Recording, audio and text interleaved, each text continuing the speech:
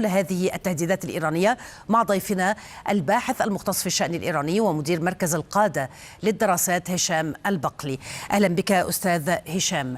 في الأسبوع الثالث من الحرب، إلى أي مدى إيران قادرة على الصمود ويعني اتباع هذه الاستراتيجية التي يقول البعض بأنها استراتيجية لاستنزاف ورفع الكلفة الاقتصادية وكلفة الحرب على الولايات المتحدة الأمريكية، ربما لإجبارها على التسريع بنهاية هذه الحرب؟ أولا مساء الخير ليك أستاذ إنجي والسادة المشاهدين. يعني بالطبع إيران تتعامل مع هذه الحرب من أجل استنزاف القدرات العسكرية الأمريكية والإسرائيلية، ليس استنزاف فقط للقدرات العسكرية، ولكن أيضا كما قلت رفع الكلفة الاقتصادية لهذه الحرب، لأنها تعرف جيدا أن الداخل الأمريكي لن يعني يكون راضيا عن استمرار هذه الحرب لفترة طويلة، وأيضا حتى في إسرائيل لن تستطيع أن تستمر هذه المواجهة أو تتحمل كلفتها الاقتصادية لأكثر من شهر أو شهرين على أقصى تقدير. فبالتالي تحاول إيران أن تستنزف هذه القدرات من خلال تنوع العمليات العسكرية وتدرجها بشكل أو بآخر. يعني إذا رأينا حتى الآن الجانب الإيراني يستخدم بعض الصواريخ قصيرة ومتوسطة المدى من أجل توجيه الضربات للمناطق القريبة منه ولدول الجوار، أو كما يقول الإعلام الإيراني أو يقول النظام الإيراني للمصالح الأمريكية الموجودة في الدول المجاورة له، من خلال استخدام هذه الصواريخ التي يمتلك منها الأعداد الكثير. أيضا القوات البحرية الإيرانية التي تمتلك منها إيران ما يفوق 300 قطعة بحرية، رغم الحديث عن استهداف عدد منهم، لكن هي أعداد كبيرة تفوق 300 قطعة بحرية سيتم استخدامها أيضا لتضييق عملية التحرك من خلال مضيق هرمز.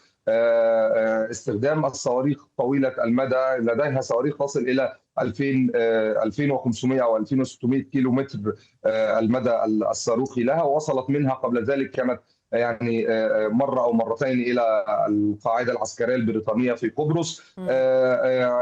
أيضا وزن المتفجرات التي تحملها هذه الصواريخ، هناك تصريحات تحدثت على أن الصواريخ القادمة لن يقل حمولة رأسها عن 1 طن، فبالتالي سيكون المدى الانفجاري لديها أكبر، يعني قوة تدميرية أكبر وتوجيه أعلى وأكثر دقة كما قال نائب وزير الدفاع الإيراني.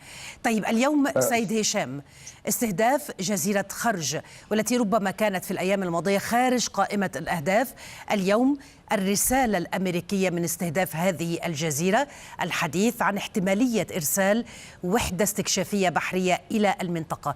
كيف تتعامل إيران مع هذه الرسائل؟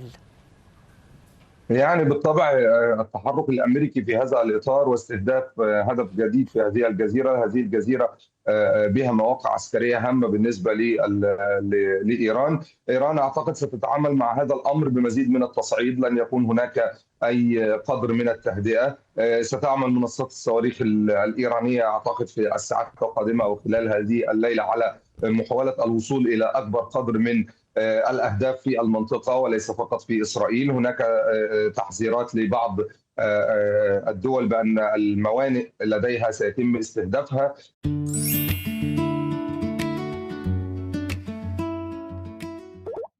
رد على ما قامت به الولايات المتحدة الأمريكية من استهداف هذه الجزيرة، سيكون يعني أعتقد أن عملية التصعيد الإيرانية ستعتمد في هذا التوقيت ما زالت على المسيرات ومعها الصواريخ، مع اختلاف كما قلنا في القدرة التدميرية وفي دقة الأهداف، خاصة وأننا إذا نظرنا إلى إيران في الفترة السابقة كانت الصواريخ يتم إطلاقها دون حتى إصدار أي إنذارات أو يعني أي شيء لأي دولة، لكن في هذا التوقيت يعني هناك تحذيرات من الحرس الثوري الإيراني لبعض الدول الخليجية بعدم التواجد في أماكن معينة مثل الموانئ وغيرها، وهذا لأول مرة يحدث. فحدوث ذلك معناه أن هناك كما هدد أيضا.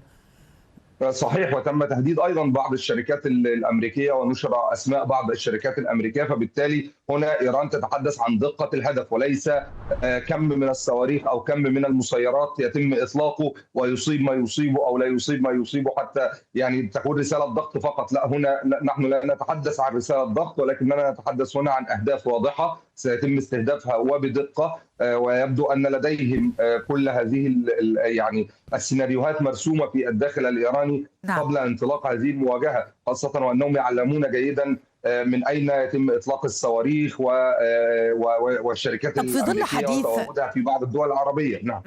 في ظل حديث أو ما قيل بأن البنتاغون حذر الرئيس الأمريكي دونالد ترامب وأنه ربما كان يستبعد مسألة إغلاق مضيق هرمز، وعول على أنه يمكن فتح المضيق من خلال عملية سريعة وحاسمة.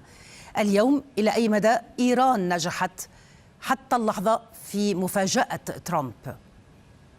يعني المفاجأة الإيرانية كانت واضحة وبشدة رغم التحذيرات. يعني عدد كبير حذر الولايات المتحدة الأمريكية من مغبة الإنجرار في حرب مع إيران، وأن إيران ليس لديها ما تبكي عليه إذا حاولت الولايات المتحدة الأمريكية إسقاط النظام. التقديرات الاستراتيجية الأمريكية كانت خاطئة بالمرة تجاه إيران تحدثنا في حرب الاثنى عشر يوما أن إيران إذا شعرت بأن هناك خطأ. طيب، ولكن يعني ترامب يقول إيران مهزومة بشكل كامل وتريد إبرام اتفاق.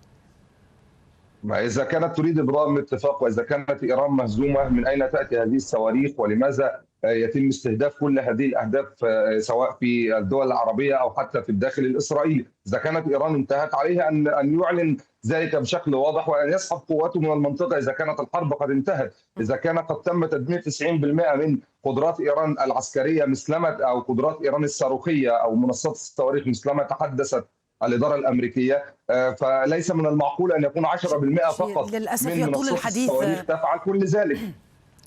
شكرا جزيلا لك المختص في الشأن الإيراني ومدير مركز القادة للدراسات هشام البقلي، شكرا لك. وفي جديد الاعتداءات الإيرانية على دول المنطقة